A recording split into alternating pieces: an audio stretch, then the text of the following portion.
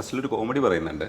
ആ കോമഡി പറയുന്ന സ്ഥലത്ത്, അതായത് ശംഭോ മഹാദേവ എന്ന് പറഞ്ഞിട്ട് ഈശോ മിശിഹായ്ക്ക് സ്തുതിയായിരിക്കട്ടെ എന്ന് പറയുന്ന സ്പേസിൽ റോഷന്റെ ഒരു ചെറിയ ചമ്മല് പുറത്തേക്ക് ആ മനുഷ്യനെ നോക്കുന്നുണ്ട്. അവിടെ ഒരു ആക്ഷൻ ഉണ്ട്.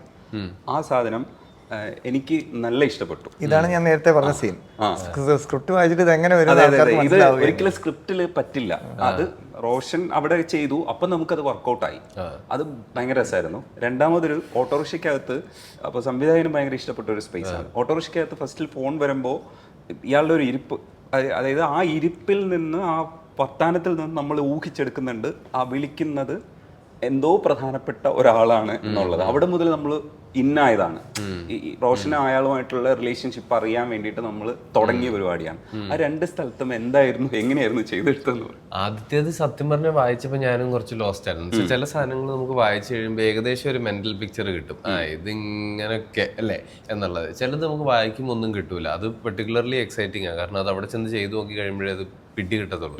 അതും ഒരു റിഹേഴ്സൽ എന്നൊക്കെ പറഞ്ഞ് ചെയ്താലും ഉള്ളിൽ എവിടെയോ നമുക്കറിയാം ഇത് സീരിയസ് അല്ലല്ലോ, ഇത് ടേക്കല്ലല്ലോ എന്നുള്ളത്. ഇത് ശരിക്കും ആ മൊമെന്റിൽ എല്ലാവരും പെർഫോം ചെയ്യുമ്പോൾ കൂടെ നിന്ന് ചെയ്ത് കഴിയുമ്പോഴേ ചിലത് വരുള്ളൂ.